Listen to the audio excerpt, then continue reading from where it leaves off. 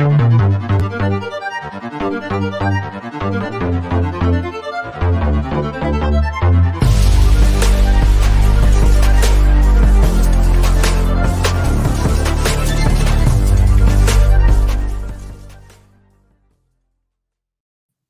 is up, everyone? Thank you for joining us. We were trying to go at the top of the hour. We're running a little behind. That's on me. I was trying to get a video uploaded, but we're here to unpack this game. Oh boy, Jackie, how are you? I'm okay. All right. I'm hurt. Let's be honest. I'm hurt. We're here to comfort one another, right? For mutual support, right? Evan, how are you, my friend? I'm pretty pissed. I'm not going to lie. So expect a few epic rants, and I'm sure I'll get lost along the way, but everyone will get the general idea. You know, we need someone who brings the rants. I'm a little less of a rant, so that balances it out. So, you know, we all have a role to play, and you are the ranter, right? So I'm glad you both are here. This was a rough game. No doubt. We're going to get into the studs and duds. We're going to get into our observations. We're going to talk about what this game means, what it doesn't mean, all that good stuff. Real quick, let me just shout out some of the people who are here in the chat. We got GW Wild. Green is past his prime. Never did have what are considered good hands. I mean, he's not doing anything this year. Last year, there were some big plays. I mean, he had a few bad plays, but man, yeah. Douglas Feldman, thank you for being here. Looks like an 8-9 season. Maybe. That might be optimistic, right? We got AVB. Thanks for being here. Pain, anger, rage, humiliation. We feel it. Aaron, we appreciate you being here, buddy. We've got Randrak, but we could also draft linebackers, right? We got Tony Height in the house. I want to see Kyler and this offense under new direction, whether that's simply a change of play calling or whether it's at the head coaching position. You have been on record, Evan, multiple times as saying you want to see Kyler with a different coach in his ear, so to speak, before you come to a final evaluation of him. So I think Tony is kind of feeling that. Absolutely. Yeah, we got Louis Padilla in the house. Thank you for being here. And Louis Padilla, a new channel member. Thank you, Louis. I will add you for the next live stream to the shout-outs. We got Jared McCrawley here. Agree with 6-3 to have any shot. Next 3 games are huge with being divisional. We'll talk about that some, you know, for sure. It is an uphill battle. We got Grandizer here holding down the chat. Remind everyone to like, subscribe, follow. Thank you, Grandizer. Great dude. We got Nick in the house. I kind of want us to lose the rest of the games. I want Cliff gone. I think a lot of people will probably agree with you on that. We got JP, also a channel member. I'm with Nick. Yeah, he wants him gone too. We got Bobby Moore in the house. Hey, I'm here for group therapy. Amen. We are here for the group therapy. And we got another JP. People will blame Cliff when we scored 26 in muff punt and 2 bad INTs. And I got to say, like, this wasn't Cliff's worst called game. The offense put up some points. There were some nice plays. Like for me, and we can get into this, like when I look at all the people I blame for this loss or all the factors I blame, I don't put Cliff's play calling. I thought the play calling was fine. There are a lot of other issues. You can blame Cliff for other preparation things. I don't know. What do you all think? I mean, I'm throwing that out there. Jackie, how did you think Cliff's play calling was in there? Do you disagree with me that it wasn't really the problem, or do you think that was more or less where it was at? It was more or less the play calling and more of the game management. Okay. Not so much the play calling, but more the game management? I mean, play calling was atrocious in the beginning, and then you make the adjustments, and you decide to send Rondell more downfield than vertical or horizontal. Yeah. There were some issues. I guess I'm saying it wasn't as bad as his other games, but maybe that's not a high bar. What do you think about the play calling this game, Evan? I think it was atrocious. It was absolutely terrible. I mean, you've got all these wide open things right in the middle of the field that you're not going to. You're continuing to try these long ass wide receiver screens. You kept trying to run the ball on first down when that did not work, when we averaged 2.1 yards per carry. But no, let's definitely keep doing that. And it's definitely not on Cliff for calling that same play over and over. And then you couple that on top of the lack of preparedness, the undiscipline, the horrible communication, not getting the plays in on time. This is top to bottom. Everything that's wrong with the Cardinals is on Cliff Kingsbury. You take the personality of your coach to your team and look at our team. This is not hard, period. And yes, I have gone on record to say that, I'm not going to judge anything on Kyler Murray until I see somebody else talking into his ear. But man, I can't even defend him as a top 10 QB right now, which I'll get into a little bit later. But whose fault is that? That's also the coaches. Who is the only person talking to our quarterback? Cliff Kingsbury. Top to bottom, this is him. We can talk about the plays all you want, but who designs the plays? Who puts us in that situation? Which guys are prepared? Which guys are not prepared? We can talk about the offensive line and spotting the Vikings 14-3 or whatever you want to call it. But this is 100% Cliff Kingsbury all the way. This is his team and his players. So we got the rant started early, so that's good. If we were on your podcast, there'd be a he's on fire sting right now, right? Over and over. Yeah. Now, when I look at a coach, there's multiple things a coach does, right? There's preparation, there's play design, there's game plan, there is managing the clock and game management, and then there's play sequencing or calling. I guess where I'm coming from is I didn't think the plays that were called were all that terrible. There were a few things I'd like to see different, but like they did get some shots to Rondale a little further down the field. So finally, right, and look, Rondale had a good game. So I think there's a lot of things to criticize Cliff for. In my opinion, the actual play calling wasn't that bad. The other things, the preparation, all that, I can agree with. Again, this is just matters of opinion, but AVB with the super chat. Thank you so much. There should be no Cliff defenders after today. And, even when I say that the play calling wasn't horrible, this is not me saying, hey, he's doing a good job. It's just me trying to kind of be fair in my criticisms. But there's definitely a lot to look at. We've got GWY with the super sticker. Thank you so much. And for both of those folks for their support, obviously, I want to say a huge thank you. And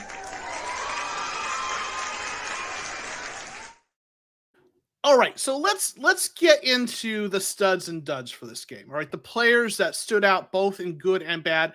Let's get the good out of the way first, because we're going to want to talk about the bad a lot more, I think, here. So Jackie, who is your first stud for this game? Zaven Collins, man. I felt like he was in on every tackle. He is continuing to just ascend. Another excellent individual performance by him for sure. Yeah, I mean, there were some really nice plays. He's all over the place. He was the guy we were all kind of concerned with, coming into this season, and didn't end up being he ended up being really. He's been one of our better players on defense, right? So, right. Yeah, absolutely. Anything you? Evan, who's your first stud for this game? Oh, the Vikings front seven. I mean, sorry. Got lost for a second. No, D-Hop. Absolutely D-Hop. I mean, 12 for almost 160, 159 and a tutty.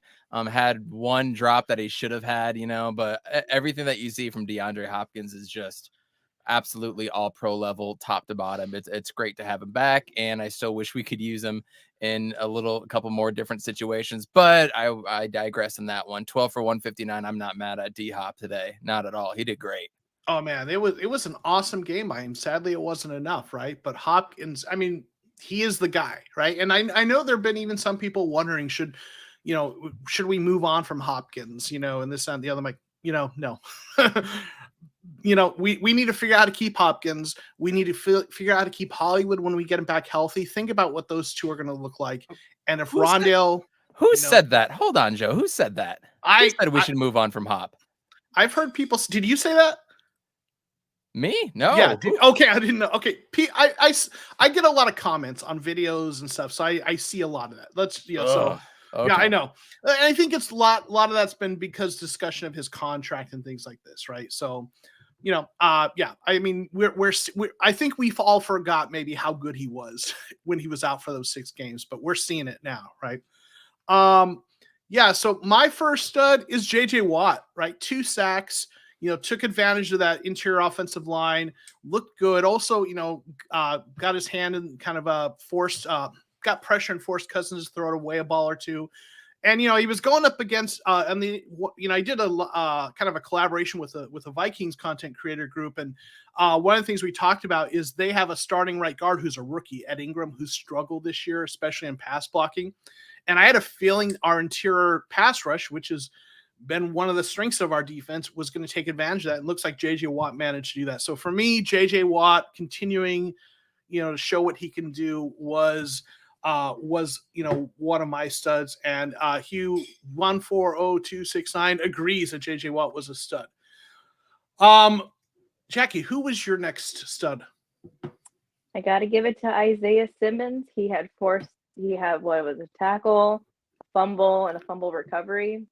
Trifecta. Triple play, right? Triple play. Yeah, that was huge, right? That he kind of got that sack, strip sack, forced the fumble, recovered it at a time when the Cardinals needed the turnover, right? That was huge. He's very opportunistic. Yeah, 100%. And that's, he makes those big plays. He struggles sometimes in the mundane, the routine ones, I think, but he made those big plays. It was nice to see both of those linebackers on our studs list, right? Evan, I'm sorry, was there anything else you wanted to say about that, Jackie? No, just I had seen earlier on Twitter, a sports page had mentioned, we might need to move on from Simmons, trade him, but I think for those reasons, how he's very opportunistic and he makes the big plays when it counts. That's why you hang on to him. Yeah, for sure. You want to keep a guy like that at least through his rookie contract, right? Even if he's kind of struggling, you want to give him those 4 years, if not that 5th year option, depending, to see what he can become. Right? I mean, Zach Allen is on the 4th year of his deal, right? And look what he's become. Sometimes it just takes a little time, and you don't want to bail on one of those guys prematurely. So 100%. Who is your next stud, Mr. Evan? I love how she brought up our last 2 first-round draft picks in Isaiah Simmons and Zaven Collins, by the way, the 2 interior linebackers with nothing but questions. And here we are after the first of the week. We've been gloating them. So that's awesome to hear. Next, I got to give it to Buda Baker. Buda Baker came out, he's the missile. He is the most consistent player, per the captain, who was just left the message on YouTube here. Said Buda Baker is the most consistent player, along with Hopkins, shows up every single week. I completely agree with that. If there was one defensive player that we could pinpoint on this team, it was definitely him, week in and week out. Whether he's in position or not, or it's a bad play call or not, like, he just gives it his everything. And he had 10 tackles today? I just had it up. 10 tackles, 8 solo, and a pass breakup. So shout out Buda. Yeah, Buda had a great game. I mean, he is a star. He is the guy. Absolutely. I could go with Rondale Moore because he had a really nice game. I mean, that touchdown was really impressive. But I'm going to go with something a little bit different, just for a little fun here. Leki Fotu's face. Because in case you didn't notice it, Leki Fotu blocked that extra point with his face. So Leki Fotu's face, just for that block, being in the right spot at the right time, gets my stud vote for this week. I like it. No, yeah, I like it. I mean, that was much needed. Going down 14-10 at halftime, you thought that was a major dub, and yeah, it turned out it really didn't matter either way. But for sure. Before we get to duds, I want to say hey to a few folks, and obviously I want to thank Jason Crow, who's a great member of this community. Thank you for being here. Tired of Cliff Dingleberry. He needs to go. I know a lot of people feel that way. Vane is saying free us from Cliff, right? So, I know that. Listen, those calls are gonna get louder and more boisterous. So absolutely. But of course, as always, I want to say thank you.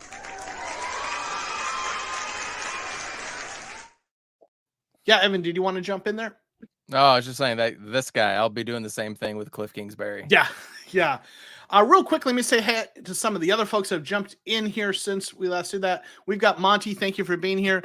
Crazy that Hop went exclusively left side after moving around, worked so well last week, and coach said they would continue to do so. I didn't really notice that. Did it seem like they were moving around to you, or was he was pretty much on the left side? It felt like he was on the left side. He did get into the slot a few times and then roll to the right. I'd have to watch back again, but I would dare to say he lined up on the right side maybe once or twice. I'm sure we'll see his route kind of graphic on Twitter soon, so I'll be interested to see that for sure. Nick, thank you for being here. Trent Bride was battled with those penalties. We're going to talk about that. We got ICL_birds. How many times do we have to see spending timeouts to avoid delay of games?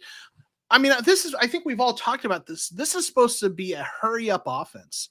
I've never seen a hurry up up-tempo, fast-paced offense have so many plays come down to the last second of the play clock and have to call timeouts or get delay of games or barely miss them?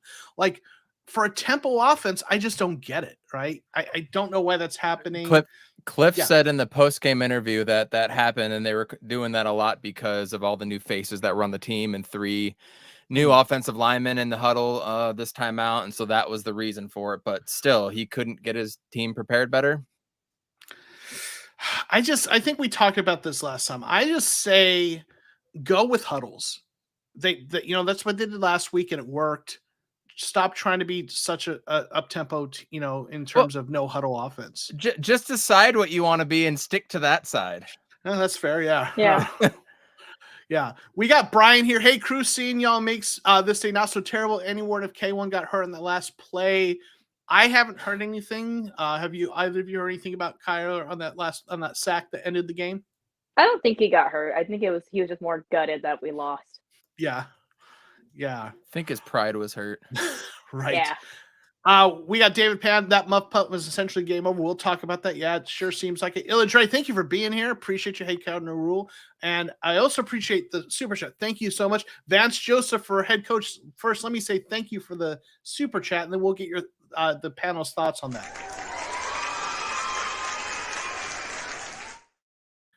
So, the Vance Joseph for head coach, right? That's obviously, I think a lot of people, when they say that, they want Cliff fired now and they want Vance Joseph an interim head coach. And if Cliff were somehow fired, that's what I would think would happen. I don't think, I've said this before, I don't think they're going to fire him mid-season. If Cliff were fired this offseason, do you even want to consider Vance Joseph for head coach, or do you want to clean house and bring in a whole new regime? Evan, what do you think on that?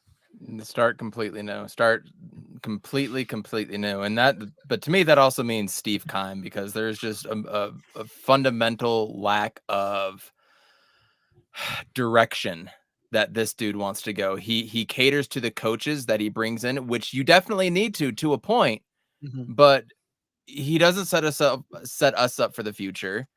And then he rides those guys into the ground, and then doesn't help out the side of the ball that needs help, which is defense this past year. So there's just a fundamental lack of consistency with him too, with Steve Keim. And then I just want all new voices from top to bottom. Absolutely everything, clean house, go through 1 or 2 rough years, which I don't even think we would go through 1 or 2 rough years with a Kyler, with a D-Hop, right? Like, I wouldn't even be able to picture that. You see a lot of teams nowadays getting a brand new coach, and then all of a sudden Jalen Hurts is unlocked, right? All of a sudden Brian Dabble with the Giants and Daniel Jones unlocked. Daniel Jones is a decent quarterback. Like, he actually makes the right decisions. Yeah. Like, you see this with guys. You can do it with a 1-year head coach. But I just think we just need new voices in that building, man, and it starts from the top. So Vance Joseph has done okay, but I came on the pod last week and I was like, let's temper that defense. Let's temper what they did with all those with a pick 6, because the first one was a tip ball and it should have been a catch, and Marco Wilson shouldn't have been able to do that. And we gave up how many points last week and how many points this week? Like, I'm not seeing anything that I want from the coaching staff, management side to carry over. Sorry for my long-windedness. I told you that would happen today. That's okay, Evan. This is a safe place. Jackie, what do you think? Would you have any interest in even considering Vance Joseph for head coach, aside from an interim? No. We need an offensive mind that's not Cliff Kingsbury. We need a tenured coach that knows basic football, has been in the league for a while, knows how to play at a professional level and coach at a professional level. Credit to Vance Joseph. I did actually put him in my notes, as he makes these great second half adjustments. But like Evan was saying, he gave up a lot of points last week, this week as well. You could call it personnel too. Yeah. But still. I would agree with both of you. Like, I think Vance Joseph has done a good job as defensive coordinator for the Arizona Cardinals with the limitations and personnel they've given him. But he has not done a good enough job for me to want him as my permanent head coach. I wish. I mean, if there were a way to keep him around as defensive coordinator with a new head coach, I'd be open to that. But I think the new head coach is going to bring in his own guys, so I just don't see that happening. But yeah, I just don't think there's enough that I'm like, man, I think this guy can turn the whole thing around. I think you need an offensive-minded head coach. And I think you bring up a really great point, Evan, that you look at all these other teams that bring in a new voice, a former offensive coordinator from somewhere, right, who's shown that they have talent, and they get with these teams that have quarterbacks that maybe struggled or were okay, and then they build these teams that are really overperforming what people expected, right, with Philadelphia and the Giants. And you look at this team, and you're right, Kyler's statistically is not a top 10 quarterback right now, but talent-wise, he's a top 5 quarterback. And if you can get the coach that can unlock that, it shouldn't be a heavy lift. It shouldn't take a big turnaround. There is enough talent. There is more talent on this roster than the Giants have. I think a lot of Giants fans would maybe even agree with that. I don't know. So there's more talent, but the coach has underperformed with that talent, right? And Joe, on your point with the talent that we have, through 3 turnovers, a horrible run defense, missed opportunities left and right, 10 penalties against us, we still had a chance to win the game and tie it at the end. We were still across the 50. Yeah. Like, the talent is clearly timeouts there. Yeah. Oh, no timeouts left. Game awareness, situational awareness. Good God. The basic, we're in year 4 and we're still talking about this. Year 4. Yeah. I think Jason, and thank you for the super chat. A lot of people feel this way. I say go with Sean Payton. Cliff looks lost. Man, Sean Payton's a hell of a coach. If he would be willing to come here, I'd be all for that. I mean, New Orleans was one of the best coached teams under his tenure. Even when he made Jameis Winston a serviceable starter. That was one of those teams that was a high floor. To me, they were a team. They were in the same class as Baltimore and Pittsburgh, teams that were never horrible. And when people were healthy, they were a playoff contender. High floor, well-coached teams. Sean Payton is that kind of coach.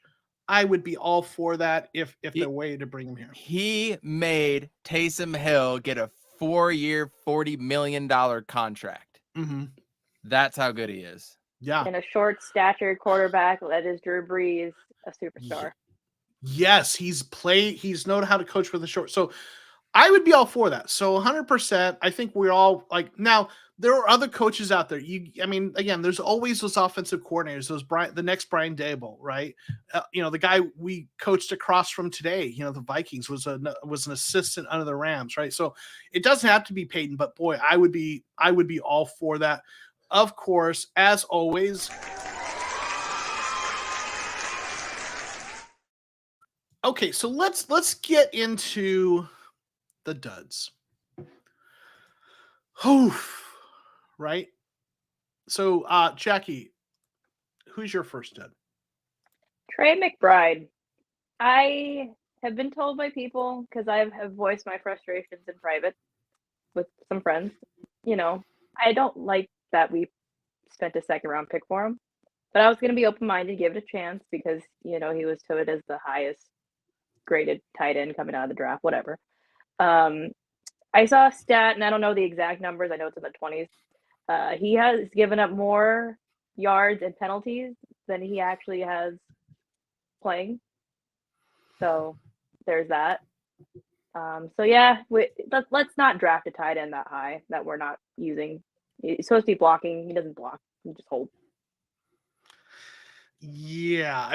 Though I talked about my game reaction video. You had the 2 back-to-back holding penalties at a time when the Cardinals really like that. They had the ball to begin the 3rd quarter. They were down 14-10. This is the point where you want to go out, put up some points, sustain a drive, and right up the first 2 plays of that drive, Trey McBride has back-to-back holding penalties to set up a 1st and 27. Completely kills that drive, right? Aside from a fluke play, you don't really recover from that kind of hole. And that just, took the wind out of themselves. Now they managed to eventually get the ball back and get to a lead of 17-14, but imagine what would have happened if they had, sustained that drive, scored, and then, I mean, they might, that could have been the difference in the game. So, man, he just didn't do anything. I know a lot of fans are frustrated that we're not seeing Bride play more and, play the draft picks, but I just think this is why that we're not seeing him more. He's not ready. And I don't think that makes it a bad draft pick. I've often said tight ends take time to develop. I'm not worried if a tight end you drafted isn't producing right off the bat, especially when you have, a starter ahead of him. I want to judge him a year or two from now. But man, he had a bad game, especially with those penalties, for sure. Evan, your first stud. Kyler Murray. Yeah. Horrible game. Pocket presence, still a thing. Awareness or lack of awareness, lack of situational awareness, lack of preparedness, overall decision-making. These are all things that have nothing to do with his talent, nothing to do with how fast he runs. I don't want to hear about, but he's this. No, these are the facts. He is bad at all 5 of those things that I just named. And unfortunately, his best plays today were usually broken plays. If anybody else noticed that, his best plays were the broken plays today. He's not a top 10 quarterback right now. He has all the talent. He's a top 3 talent quarterback. That's fine. That doesn't matter at the end of the day. When it comes to wins and losses, you can be talented all you want, but if you can't have the correct decision making, if you can't prepare correctly, if you don't have the awareness, none of that matters. And all of that showed today. Now I kind of got to give one up, my second dud, so then Jackie can go up next. My other dud has to be the offensive line. And I think a lot of that was part of Kyler's problem as well today. But still, you're in year 4 in the same offense. You have to expect some of the stuff that's coming at you at this point. And I didn't see anything from him today that made me go, wow. And that's really saying something. That's really saying something with how good Kyler Murray is and how athletic and mobile he is, yada, yada, yada. Kyler Murray is my first dud. I think you could argue he lost the game for us. You could argue a lot of other positions made it, but that's my number 1 dud. I respectfully disagree in halfway with you. I think he didn't have a great game. I think there were a lot of things that were situational that he couldn't control. Like one of those interceptions, okay, it was a miscommunication with the receiver. That's on him. The other one was that, like, he's backed up at the end zone, getting hit, trying to get the ball out. I don't think that's an awareness thing. I mean, that's him avoiding the safety, taking a shot. I mean, there were some bad things. I mean, he didn't have a great game, but he also, I mean, I saw some nice plays, some nice throws. It was up 3 and down. touchdowns. Yeah, 3 touchdowns. A couple, really nice throw to Hopkins. Like that was the one that Hopkins pulled in with the one hand was also a really good throw.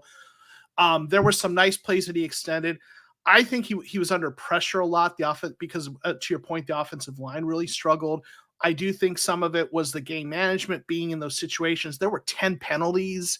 I mean, so I'm not saying he had a good game. I just, to me, I think it was. I'm a little more, I guess, generous in my assessment of it than you are. I'm not saying it was a good game, but I don't think it was quite as much on him.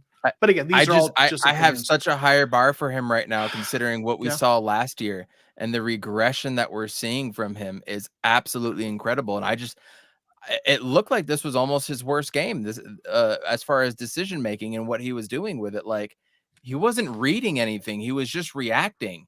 Like, at some point, he's got to make that leap to where he can see things happen before they happen. And I'm not sure we're going to see that as long as that offensive line keeps collapsing and he has 2 seconds to throw. And when we when we talk about the play calling, how many 7-step drops did we see today? And that defensive line just kept overpowering us. Like, all that stuff coupled together just made for a terrible game for Kyler Murray, and he had to scramble a lot. That's when he made his best plays because he is so good. That's just my 2 cents, and I'm just seeing it more and more and more. And then on top of that, like, I'm sick of people talking about his body language, but then you look at what he did today, and you're like, you can't argue that his body language was awful today. It just seemed like everything was piled on today, Joe. Yeah, I mean, I mean, it wasn't a great game, you know. It is frustrating. I think a lot of those things have more to do with the coaching and the team around him. Some of it's on him. I'm not trying to take it all off him, but again, you know, we all kind of look at it and see, you know, we all have maybe a little bit different take on that. Jackie, who was your next stud? You know, Jalen Thompson has been a little underwhelming for me this season, so I put him in here because he had given up a big touchdown to Justin Jefferson, maybe. I can't remember who it was, but he did give up a big touchdown. And, you know, you pair him next to Budda Baker, you think he'd be all over the field as well, flying around like he was last year, and I haven't seen it. Yeah, I mean, I do think there's one thing he is doing well still that he always does well, and that's being the guy who makes the tackle to prevent a 7-yard pass from becoming a 47-yard play. I still think he's cleaning up those plays because I just see him make a lot of those tackles, but I don't necessarily see him making the big plays, if that makes sense, the game-changing plays. He's doing a lot of the maintenance stuff still, but the stuff you want to see from him that you are seeing from Budda, I think we're not seeing, right? That's right. Yeah. Do you guys think it's possible because we're actually seeing a resurgence in your 2 studs in Zaven and Isaiah Simmons that maybe they're playing him less, you know, they're playing him less forward, so there's less tackles and there's less blown coverages now. They're actually staying in their lanes, and so he's not having to do that. Do you think that's possible? Seems like a possibility. Yeah, it's tricky because sometimes there's everything's so interconnected. So sometimes when someone's not making the plays you want to see, it's because, well, actually, he's not having to clean up for someone else anymore, right? So maybe that's part of it. Yeah, but you know, but he's not flying around. That's a fact. He's not flying around. She's right. Not flying around. Yeah, for sure. I'm gonna go with Eno Benjamin. Again, a lot of this was on the offensive line. They didn't do a very good job run blocking. Neither of the running backs had a good game at all. But man, he wasn't. He's a guy who usually makes more out of bad blocking, right? He's a guy who runs, you know, physically, and even if he doesn't get the blocking that you would like, he usually makes something. And so many tackles for loss and so many getting stuffed. Did not have a good game. And then he had that blindside block penalty, you know, in the fourth quarter while Kyler was scrambling, that really helped kill that last drive when they were trying to tie it up. So listen, we're a pro Eno group here. We love Eno, but this was a bad game for Eno Benjamin. But hey, I'm used to seeing. I just remember all the last years of David Johnson, where he gets the ball and he's just kind of looking around, trying to make these little jump cuts, and he's getting tackled. And then I was used to seeing Kenyon Drake running, you know, east and west, not north and south, away from the holes that the line would open up. So I'm very generous with these running backs when I think they're doing a great job because they're just running forward. That's all I want to see. Just run forward. It was 2nd and 8 and not 2nd and 11 or 2nd and 12. Exactly. No, that's fair. Like he is not making right. It's such a low par at this point, right? But like, you're right. I think they deserve credit for not dancing around too much. He hits the hole. But either way, this was a bad game, especially when you had that penalty. Real quick, I want to say thank you to Jason. Any new canned answers in Cliff post-game crap talk? And, you know, if you aren't familiar with this, I have the Cliff bingo card, right? Ooh, that I shared on Twitter a while back, right? So we're going to, if you can all play at home for the press conference, you can find this. I tweeted, if you go to my Twitter, you can find a copy of this. So, you know, this is there if you all want to follow at home. For the Cliff post game press conferences. So I don't know if there are any of those comments yet. Evan's usually checking. Oh yeah. That. Oh, right. I've got a couple. Are we done? Okay. Done with studs and duds? Can we? We'll post game bingo? I've got one more. I'll just throw it out there. Greg Dortch. Oh yeah. Absolutely. That muff punt. We love Greg Dortch too, but that muff punt. Hate to see it. You can't. If you're the fair catch it if you got to, right? In that situation. So I think, did you both do both your duds already? I think, did we hit all Yeah, those? I did my offensive line in K1. I sure did. Did you have another one, Jackie, or did we hit yours? I'll throw in a one that I didn't mention. The officiating. Okay. And it was bad on both sides. Yeah. But poor officiating. That was rough. Okay, so let's see with our bingo card. What do we have? Ooh, okay. His second comment. His first one is their front seven was good and we're missing offensive line starters. So whatever. His second comment, we still have to be able to execute at a high level. Okay. That's on there somewhere there. Yeah. Let's see. It's kind of the top middle one to a point. I thought we are top. I thought we executed well, but we still have to execute at a high level. Yes. Bottom right. Almost bottom right. We need to execute better. We need to execute better. There it All right. is. It's there. And any others? Here's one I thought was interesting. We haven't been able to connect on the deep ball as we have previously, and we have to keep working on it. Like the only time I saw them throw deep is when they were 5 yards back by their end zone. Is that on there anywhere? Upper left. We'll keep working at it. We'll keep working at it. I think that counts, right? Just ways to be more efficient. Kyler Murray wearing a wristband of plays on his non-throwing forearm. We have to be more efficient. That's got to be on there somewhere. Let's see. We need to execute better. No, we need to find a way. No. Top right. We just need to be more consistent, more efficient. Same thing. I think the judges will allow that. Yeah. Here's one. We have to get better, and we know it. Okay, we need to get better fast. Yeah. We have to start faster. He did say that. Yeah, we need to get better fast. Do we have That's a Heck of a Football Team? Because if we do, we have a bingo on the top row. He didn't say that. He didn't give credit where credit was due. Come on, Cliff, you're slacking. Oh, come on. All right. So, I mean, come on. Marcus Golden did. Marcus said you got to give them credit. Marcus Golden said that. Okay. Well, what we need is That's a Heck of a Football Team for the actual bingo. Okay. Here's the most interesting post-game comment from Rondale Moore. Okay. We just got to be more urgent and more intentional each play. Now, urgency, you could take that as, clock winding down or whatever it may be, or play with your hair on fire. But when he said more intentional, I thought that was a really great point. What do you guys think? I like it. And I agree. Yeah. So let me ask you, Evan, what does that mean to you? Tightening up the little things, I would say. Okay. Be more intentional with what you're doing and more focused, maybe. Okay. Because there was a definite lack of focus today. Yeah, I think the one play that summed up the lack of focus or the sloppiness was that snap that was a fumble when Cody Ford is looking back at Kyler. Yeah, like remember Cody Ford's looking back at Kyler because he doesn't know what's going on, and then the ball snapped while Cody Ford is looking back. The defensive, player goes right past Ford. The ball's fumbled. Lucky we didn't turn it over there. We ended up kicking a field goal, I believe. That's rough, right? Yeah. Jason, thank you again for the super chat. I think Cliff needs to go coach Pop Warner kids.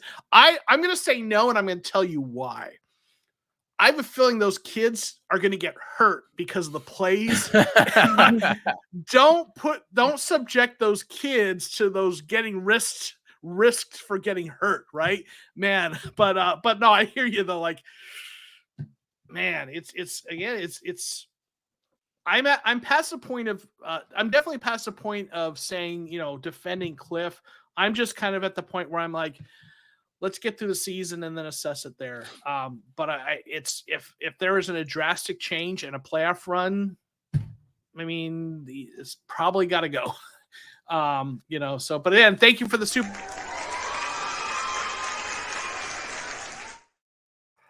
And, see JP saying Cody Ford was looking back because we were running silent count and then he hits the center when Kyler is ready. Price screwed up. Okay. So whoever it was on, there was still, a miscommunication. So whether it was Price, right? So maybe it wasn't on Ford. So real quick, I want to say hey to some of the other folks that have jumped in though. Here we got Classy Nasty wildcard season here. I mean that if we're lucky, but thank you for being here. We got Mikey Cardinal. Thank you for being here. Recently followed me on Twitter and really appreciate all the retweets you've been doing. Thank you for that. We got P Treepack. Wow, O-line sucked way too much pressure. I mean, the O-line had a rough game. Agent 47, we need to execute better. Classic. Exactly. Right. We got Marcos, a writer for AZ Sports Underground. Did they read my super chat? Did I miss your super chat? I didn't see that. I apologize if I missed that. I'm looking for that. But I didn't see that. I'm sorry, Marcos. But if I find it, I didn't see it. Okay. Did you guys hear what P2 said about our organization after the game? I didn't. Did you guys hear? I did. Let's enlighten us. What did he say? So evidently, while he was with the Cardinals, somebody in the organization was printing out emails from fans saying that he is washed, he cannot tackle, and he sucks, and they were leaving him in his locker. Okay.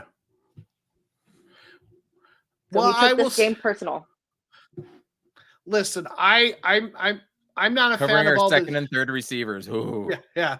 I'm not a fan of all the chirping Patrick has done since he's left here, but that sounds like a pretty crappy thing to do. Whoever did that, I don't know who that would be.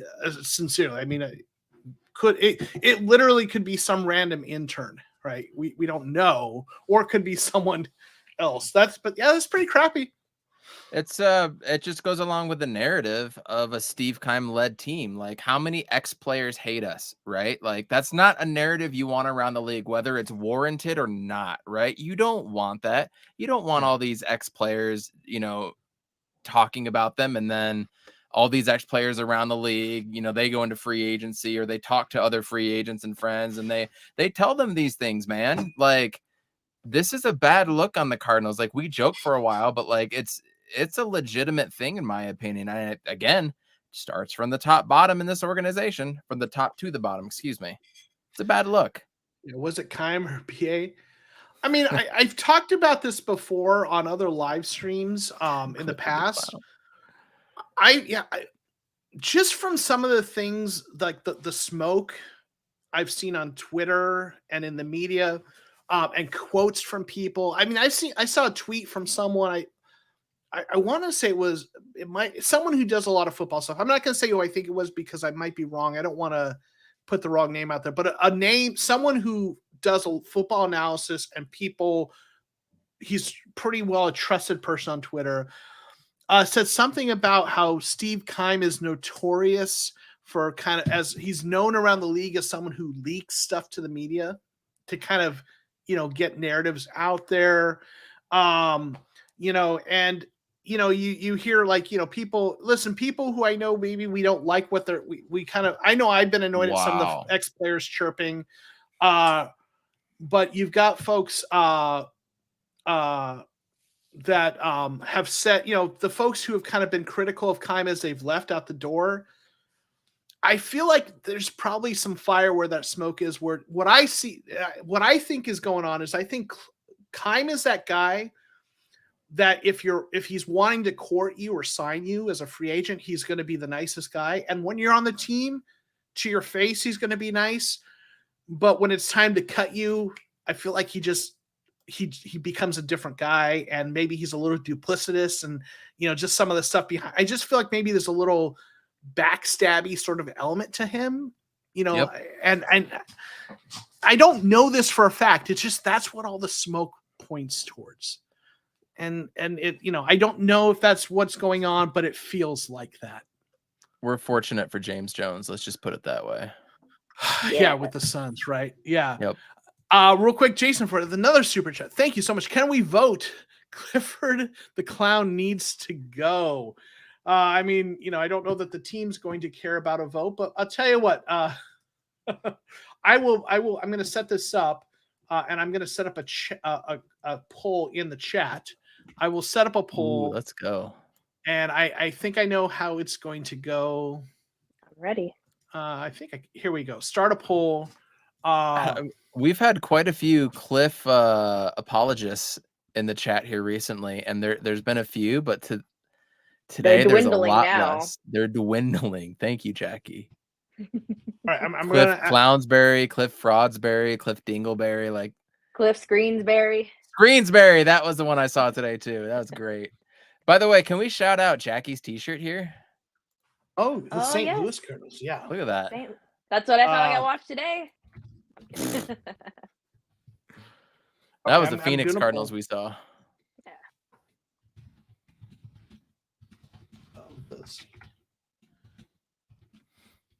All right. All right, there is a poll now. So check that poll out. Hopefully, there we go. All right.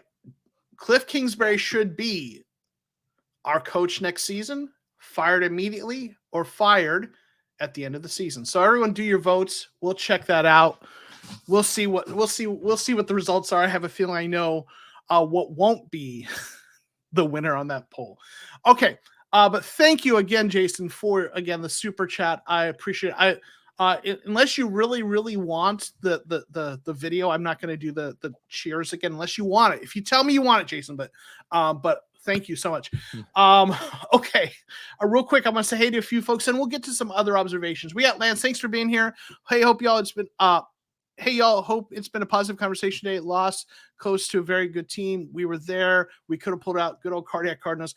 I mean, there were some good things in this game, Hopkins and stuff, but unfortunately, it's a rough day, and I think we're leaning into it a little bit. Zach, thank you for being here. What if we just got rid of Keim? Sounds good to me. I think you're gonna have to get rid of both of them, Keim and Cliff. I don't think you can get rid of just one. That's why things can happen. Tom Baum, Keim is bad for the culture. We got Little Man 480, Lance. Yes, I agree. So thank you all for jumping here. We got CB in here. AJ Green is hogging up a roster spot. Seems he worn out his welcome here in the desert. I mean, I wouldn't be opposed to bringing in someone young and for that roster spot, right? So yeah. All right. Let's get to some general observations. I know we've kind of already mixed that in a good bit. Jackie, what are some general observations you have, or anything you want to mention that we haven't mentioned in terms of observations from this game? Well, let me peek at my notes real quick. We talked about Vance making the adjustments.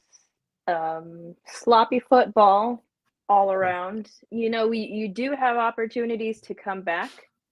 There were times when, the interceptions in the muff punt happened. The defense goes out, gets the stop. Offense is back on the field, and then you screw the pooch. Mm-hmm. Yeah, for sure. Just sloppy across the board. Evan, observations. Talent is there. We touched on it earlier, but the talent is absolutely there to be able to go out, lay an absolute egg like this, still put up 26 points, still have a chance at the end of the game and get it over to the 40-yard line, even whatever they made it to, and still have an opportunity to go and do something. I think it does. I hate to say this. It does kind of speak to Vance Joseph a little bit and Steve Keim to be able to at least pull that talent in here. So the talent is clearly there. And I think that's what makes us so frustrating is that we see it. And that's what just like if we were a 3-win team with Jake McCown as our quarterback, like we were talking about, oh, we could have this player next year or this player next year, re-sign this one. This guy's a free agent, right? But like, no, like the talent is obviously there. And that's why this pisses everybody off so much. And honestly, I think our 7-1 start was like the worst thing that could happen to this team in hindsight.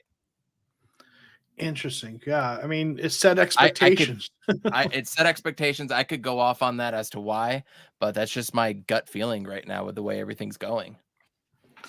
Yeah. Okay. I'm going to go in a little bit different direction. Something that we haven't talked about. Robbie Anderson started, but he was not, they targeted him once. Like, I never heard of him. Right. Because apparently Kyler hasn't either, at least in terms of the game plan. He was the starter, outside starter, right? So with him starting instead of AJ Green, I'm like, okay, well maybe we're gonna see him. And I saw one target that it was that was almost picked off, and so I need us, Robbie Anderson is that deep threat. Use him to take the top off the defense at least. Even if you're not throwing to him, maybe do that. But yeah, I'd like to see him involved more. But just nothing, right? Yeah. Other thoughts? Well, to add on to that interception that Kyler threw, he was getting swallowed up in the pocket and he got hit as he threw. And I feel like had he had just a second or two more time for him to step up in his throw, that would have been a touchdown. He would have been gone. Yeah. And then just like that stupid play to AJ Green, you throw Robbie Anderson out there, that would have been a touchdown. Yeah. AJ Green didn't even look like he went for it. I'm not going to lean into him for that throw because it was. I don't think it was catchable after the tip, but I don't know. But either way, he has not shown up. I mean, even if I give him, a break on that one, I with where it's going, maybe get a young guy in there and give that roster spot. I don't know. Marco's got a super chat. Thank you so much. Wink Martindale is a mad scientist. DC from the Giants. He would get the most out of Simmons and our young talent. Vance keeps our rookies on the bench. Maybe. Yeah, sure. I mean, I know he's a good coach, right? I'll try it. So yeah, I mean, if you're cleaning house, I just don't know. Here's the problem: you're not getting him unless you're making him a head coach, right? Because he's at a coordinator level. So do you want to bring in a defensive-minded head coach? And maybe you do. I don't know that that's where I lean, but man, I mean, yeah, if you had him, a coach like him, I'm sure he would do quite a bit. I mean, look what they do in Baltimore with they get the most out of their players. So, of course, Marcos, thank you for the super chat. All right. Lance, and I will say Lance is definitely a believer in Cliff, and Lance is a good dude. He's been a great support of this channel, so I definitely want appreciate you, Lance. Do you guys have any empathy for the fact that the head coach is missing 6 starters on the offense? Evan is an emphatic no.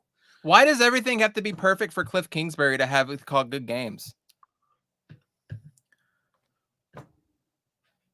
Period. Yeah. This happens to every single team. Every single team is going to miss players. And, you have other teams going out there being able to do what they're supposed to do at a high efficiency rate. And I think it goes back to what I touched on earlier. Decide if you're going to be a team that goes huddle or goes no huddle. Just decide what you're going to do and go down that route. Don't keep going back and forth and this and that and all this BS. You're in year 4, man. Year 4. Everybody should know this play. Should know every play like the back of their hand. Jackie? Preach, Evan. But no, we've lost to teams that are shorthanded. They don't. There's no excuse. You're going into your season knowing that your number one offensive weapon is going to be out for the first 6 weeks. You scheme around that. You prepare for that. You've had time to prepare for that, and then he comes back, and then we're still making silly mistakes, and we lose the game. Like, am I sympathetic? Do I have empathy? I mean, I have a little empathy. I mean, I get that makes it tougher. But every team has to deal with injuries. Even I know we've had some really tough injuries with some of the guys we've lost, but there are teams that are still winning with less talent. We have the talent even with those injuries. So, I just. Do I have empathy for maybe a little bit, but I still think they're capable of better. There's enough talent in a division that's wide open, in a conference where every team, it feels like, has 3 or 4 wins. I just think he could. I think they can do better, and they haven't. Other teams have to deal with it. We still got enough talent. So, Jason, the offensive guru, is trash. Excuses. So Jason isn't behind it. Yeah. Right. So, Thank you, Jason. I completely agree.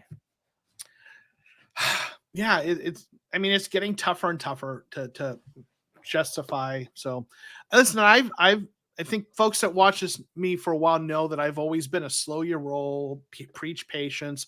I have repeatedly said Cliff, and I still believe these things. Cliff is smart and he works hard. I believe those things. I've seen enough to believe that. And I've in the past said that's a combination I will bet on, but it's not working right now. Despite the fact that he's smart and he works hard, something about I wonder how much of it is systematic with that. Just his offense isn't going to work with the defenses in the NFL, and that he hasn't done enough to adjust it. I lean towards thinking that's probably the problem, and then some of it is those cute play calls once in a while, just that decision making in some of those plays. So I'm moving off of being a Cliff defender. Let's just say that. Moving off the cliff to defend Cliff. I see what you did there. So it's rough, right? Yeah. Here's, if I may, could I turn the conversation to this? Like, where does this ultimately what does this mean for our season? Like the next 3 games, home to Seattle, thank God, at the Rams, home to the Niners. We're 0-2 already in the division. Like, if we lose 2 of these games, I think we're for sure out of it, right? I mean, I could see where a 10-7 team could get with a tiebreaker, could be that last team in. But I think 10-7, that has to be the cutoff, right? There's no more room for error at that point. What do you guys think? Jackie, do you want to? It's a stretch. If we keep losing to ourselves, we're not going to beat the next 3 teams, and those are beatable teams. The Vikings were a beatable team. I didn't feel at any point in this game, man, that was a completely better team than us. You're right. It was absolutely winnable. I even felt that about the Eagles. I felt that the only game that I felt like, yeah, we deserve to lose, that team really beat us, was Kansas City when they blew the doors off of us week 1. Yeah. So, oh man, hold on. I don't know if anybody else follows Arizona State and what happened against Utah last year with Jordan Simone coming on and then getting fired by the Arizona State broadcast team. But he came on and he specifically said, this team is being coached out of a Pac-12 game. This team that we're watching with the Cardinals is being coached out of the playoffs. Ooh. Yeah. He's on fire. So you asked, what does this mean for the season? Okay. Right now, as it stands, okay, in the NFC, you've got, obviously the division winner from every division makes the playoffs, and then you have 3 wildcard teams, right, in the NFC. Right. The NFC East has 2 of those wildcard teams currently in terms of the positioning. Cowboys have 6 wins, Giants have 6 wins, and Eagles have 7, right? So then what you have is a whole slew of teams fighting for that last wild card spot, and all of those teams either have 3 or 4 wins. You have the Commanders in the NFC East with 4 wins, so they're in the contention for that. You have the 49ers with 4 wins, right? And then everyone else, at least at the moment, the Packers are going to play, so they have a chance to get to 4 wins, and everyone else has 3 wins. So what you have is you have this logjam of teams with 3 and 4 wins competing for that last playoff spot. So what the Cardinals are in it, they're 1 game back from the last wildcard spot. But the problem is there are 8 teams they're in it with.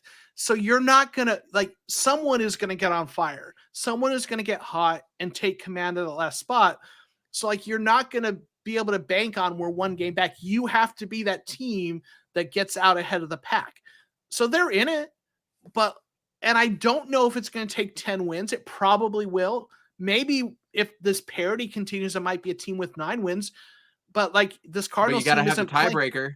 You got to have that tiebreaker. Right. Yeah. So, and that's a good point. So they might need 10. The Cardinals might need 10 wins, whereas other teams might need 9 because the Cardinals may not have that tiebreaker. So what it means is they're still in it, but they got to get their stuff together quick, and they have very little margin for error, right? They have to get it together yesterday. You're right. One real quick, JP, thank you for the super chat. Rams have 1 game this year with over 24 points with McVay, an all-time offensive guru because their O-line stinks, but people want Cliff to overcome a bad OL. I mean, listen, I do think we have to take into account that offense is down across the league, and that's fair. So that is a fair point. But there's, there's been some other things, the sluggish starts, there's the collapses. So I think there's still a lot of things people are critical of. But listen, McVay isn't having a great season, but McVay also has a Super Bowl ring, so he gets a little bit longer leash. So, thank you for bringing that up. Obviously, that's a fair point, and of course, thank you for the super chat.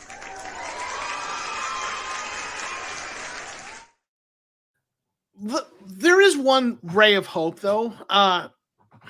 The offense put up 26 points. It's not a ton, but it's like this is 2 games in a row where the offense could put up some points. It was still slow in the first half, but we're talking about a team that put up 3 points on an offense against Seattle, right? The offense is better than it was. The defense feels like it's struggling more, though.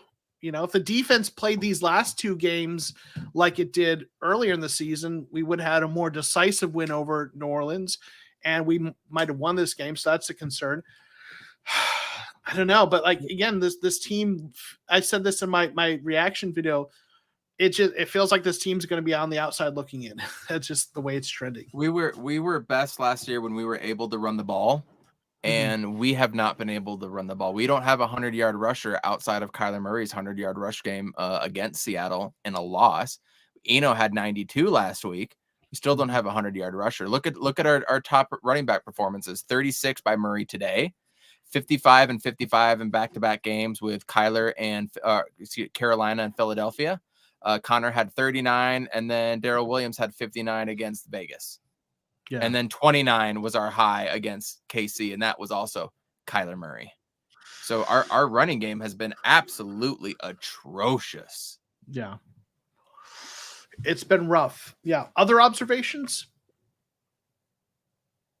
How about Dalvin Cook? We just can't stop him.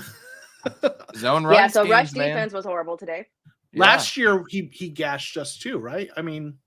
Yeah, he gashed us. The other zone run teams that we played was San Francisco. They have the same zone run scheme. Minnesota, I want to say Green Bay, but there was another team last year. We just don't do well against zone run schemes. Mm-hmm. Yeah. Anything else that anything else we want to clear out our notebooks before we kind of wrap it up? I just want to know if we're going to score more than 3 points against Seattle next week. I think we will. I do think we will. With Hopkins back, I think we will. But will we win? I don't know. Brian is asking, where was Mullen? Yeah, he was active, but I don't know if I'll have to see the snap counts. Saw a lot of Antonio Hamilton out there. Yeah, I think with what's happening is Hamilton is healthy and playing well, and for whatever reason they feel like Marco Wilson is still someone they want to play ahead of Mullen. So I had higher hopes for Mullen. He's a decent player. I don't know. We just haven't seen him. So I don't know if he got any snaps, to be honest. So I'll have to check out those those play snaps later. So yeah. Hey, fortunately, in about an hour from now, we got tip off of the greatest team in the state. So, absolutely. Suns are exciting. That's for sure. So, all right. Anything else you want to mention before we get out of here? Did we clear out our notebooks? I'm sorry, new coach. Well, let's look at the poll on that note. We had 38 votes, and I'm about to finalize the poll. There we go. 52% said fired at the end of the season. 34% said fired immediately, and 13% said our coach next season. So I think there's an overwhelming majority of fans who want Cliff out right now. Hey, one thing to make of note, Tuesday is the NFL trade deadline. Okay. We're going to have to pay attention to that. I swear to God, if we trade for another DB, wide receiver, running back, safety, any of that combination, I might throw away my jerseys. Like at some point, address the damn lines. Address the damn lines. Either way, just please, for God's sakes, please. Yeah, it'd be nice to see some help on the line. Yeah. I mean, with Rashard Lawrence banged up, we'll see when he gets back, right? Be nice to get some help there. Well, maybe a couple. We got a couple comment and a question. First, Brian, thank you. TCR Rocks is the best show. Thanks to my guest co-host here who helped make it that. Thank you, Brian. We appreciate that. Grandizer has a question. What of our predictions before the bye in terms of record? So let's see. So the bye is coming up. We got a little ways for the bye, right? That's after between Chargers and Patriots, I think, isn't it? Yeah, it's down there. So we've got Seahawks, Rams, 49ers, Chargers left. So what do we think record-wise that we're going to see these Cardinals at? In fact, let's go game by game. Predict it. I know it's early, but win-loss. So Seahawks next week. Seahawks. What do y'all think? Win. Man, I don't even want to predict because I don't know, because I thought we were going to win today because we were the better freaking team today. Like, I don't know. I think we're going to go 1-3 in the next 4 games. Okay. You say 1-3. I just say 1-3. So I think we'd be 4-8, which goes to my 6 or 7 win season prediction. Whoa, me. So I'm going to say win against Seattle. Jackie, Rams. At Los Angeles. We might win that one. Okay. All right. I'm going to say loss. So I've got, okay. Then what about versus 49ers? Monday night in Mexico City, 49ers. What do you say, Jackie? 49ers. Okay. So you think it's a loss. Okay. Okay. And then Chargers. That's a loss. Okay. We both have them 2-2 because I had 2-2. Although I had them winning Seattle, winning 49ers, losing Rams, losing Chargers. So we're both, I guess, what, 5-7? Is that what the math adds up to? I was told there'd be no math. Okay. So 4-8 and a couple 5-7s. It's not good, right? Yeah. Trade deadline. We're all going to be watching that. I think maybe defensive line help, offensive line help. Probably that makes sense too. I don't know that I just feel like every other position, either they have guys that are starting to get healthy or guys that I'd rather see develop. Like, I know some people want to trade for an edge rusher, and I know we've had trouble getting pass rush on the outside. But like, I want to see our young guys get snaps. I want to see that in there. And even if, we're barely going to, like, if we made the playoffs, how confident are you that we'd go anywhere? I almost would rather not stymie the development of those young pass rushers. If we can make it with them, great. If we can't, let's get them some snaps. Yeah. So I agree. Yeah. All right. Anything else you want to say before we get out of here? We're going to wrap this up, and thank you everyone in the chat for all the questions and comments. Sorry we couldn't get to everyone and everything, but really appreciate you all. So why don't you, any final thoughts, and also shout out where people can find you and what you all have coming up in terms of your own podcast and content. Evan, get us started. Yeah, at Coach Evan B on Twitter. Still working out some logistical details on my end to get things up and running fully again, but stay tuned for exciting details. Awesome. Jackie. Yeah, you can find me on Twitter at jsandiego, writer for AZ Sports Underground. I wrote a little piece about the Suns. Hopefully you guys get to read it soon. And then I co-host the Redbird Red Zone podcast. We go live every Wednesday. It's a rated R, not safe for work. So if you want to have some fun, drink a beer, hang out with us for sure. Yeah, and I love to hang out in the chat for both of your shows when I can get in there. It's a lot of fun. They both do great work. There's a reason I invited them to be part of the post game with me, because I respect the work that they both do. So make sure you're following them, subscribe to the YouTube channels, follow them on Twitter. Definitely appreciate you guys being here. Everyone knows where to find me, the Cardinal Rule. You can also find my link for Twitter down below. Follow me there. Yeah, it's a frustrating game. We'll see what happens next week. Here's hoping. But we're going to get out of here, and we're going to obviously do the shout outs to the channel members. Thank you all for your support for the channel. Everyone, peace.